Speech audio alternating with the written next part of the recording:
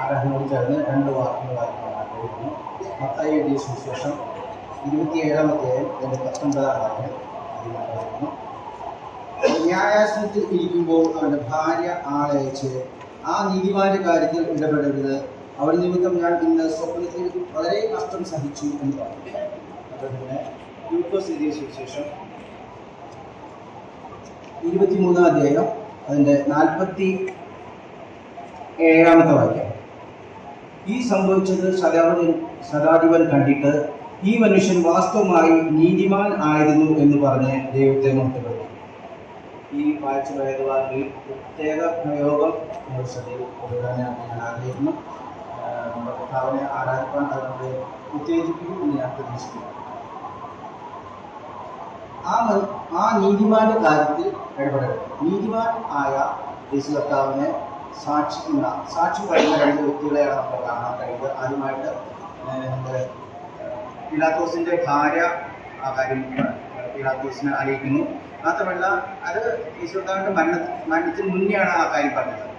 തൻ്റെ ഗലീലയിലെ വിദൂര പ്രദേശത്തൊക്കെ ജീവിതം ശ്രദ്ധിച്ചിട്ടുള്ള ഒരു വ്യക്തി എന്ന നിലയ്ക്ക് അവസാനമായിട്ട് ആ സ്ത്രീ പറയുന്നതാണ് ആ നീതിമാന്റെ കാര്യത്തിൽ ഇടപെടരുത്, അത് ഇടപെട്ടാൽ ബുദ്ധിമുട്ടാണ് എന്നുള്ള ഒരു താക്കീതാണ് അതിൽ നമുക്ക് കാണുവാനായിട്ട് കഴിയുന്നത്.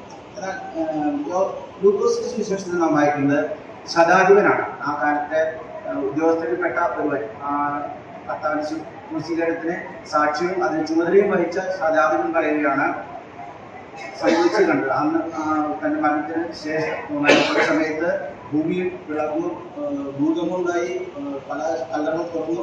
ഈ കാര്യങ്ങളൊക്കെ കണ്ടപ്പോൾ ശതാധിപന് ഒരു കാര്യം വ്യക്തമായി. താൻ മുന്നേ അറിഞ്ഞിട്ടുള്ള ഒരു കാര്യമാണ് തന്റെ യേശുവിന്റെ ജീവിതം സസൂക്ഷ്മം വീക്ഷിച്ചിട്ടുള്ള ഒരു വ്യക്തിയാണ് എന്നുള്ളത് നമുക്ക് മനസ്സിലാക്കാൻ കഴിയും. ഈ മനുഷ്യൻ വാസ്തവമായിട്ട് നീതിമാൻ ആയിരുന്നു. മാത്രമല്ല അതിനോട് ചേർന്ന് അവിടെ നാം വായിക്കുന്നത് ഇത് പറഞ്ഞ് ദൈവത്തെ മഹത്വപ്പെട്ടു. യേശു കർത്താവ് നീതിമാനാണ് എന്നുള്ളൊരു കാര്യം നാം വാസ്തവമായിട്ട് ജീവിതത്തിൽ മനസ്സിലാക്കുമ്പോൾ ദൈവത്തെ മഹത്വപ്പെടാതിരിക്കാൻ കഴിയില്ല. നമ്മുടെ ഈ ആരാധനയ്ക്ക് നാം കൂടുതൽ കടന്നു വരുമ്പോൾ നമ്മുടെ ഉദ്ദേശം, നമ്മുടെ പരമായ ലക്ഷ്യം ദൈവത്തെ മഹത്വപ്പെടുത്താനാണ്. ആ കർത്താവിൻ്റെ വലിയ ദയയെയും നമ്മളോടുള്ള അവൻ്റെ സ്നേഹത്തെയും ഓർത്ത് നമ്മൾ കാർമികസിൽ നമ്മുടെ പാപങ്ങളെ ചുമന്നു നീക്കിയ ദൈവ കുഞ്ഞാട്, നിഷ്കളങ്കനായ കുഞ്ഞാട്, നീതിമാനാണ് എന്ന് പറയുമ്പോൾ തന്നെ അതിനോടൊപ്പം നമുക്ക് ചേർത്ത് വയ്ക്കാവുന്ന ഒരു കാര്യമാണ് ഇതാ ലോകത്തിന്റെ പാപത്തെ ചുമക്കുന്ന ദൈവത്തിന്റെ കുഞ്ഞാട്. ആ കുഞ്ഞാടിന്റെ പ്രത്യേകത അത് നിഷ്കളങ്കനായ കുഞ്ഞാടാണ്.